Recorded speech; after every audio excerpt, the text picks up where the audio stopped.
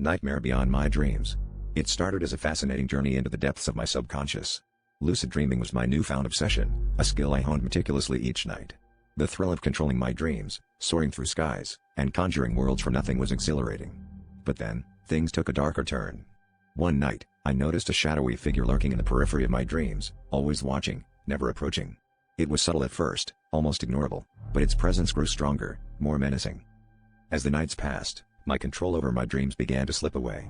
The shadow would appear and steer the narrative, twisting my dreams into nightmares. I found myself in places I didn't want to be, facing fears I never imagined, trapped in a maze of my own creation.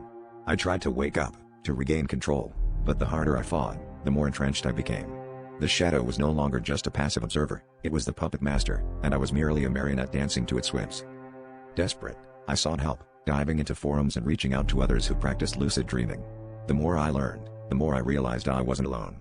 Others had encountered the shadow, a mysterious entity that fed on fear and thrived in the subconscious. Some claimed it was a manifestation of repressed guilt or anxiety, while others believed it was something far more sinister. The thought of being eternally trapped in my own mind, under the control of an unknown force, was terrifying. But the worst part was the realization that each time I closed my eyes, I was at its mercy.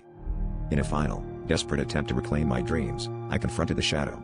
In the depths of my mind, I stood face to face with the entity that had tormented me for so long. But as I reached out to touch it, to understand it, I felt a cold, jarring sensation, a hand on my shoulder.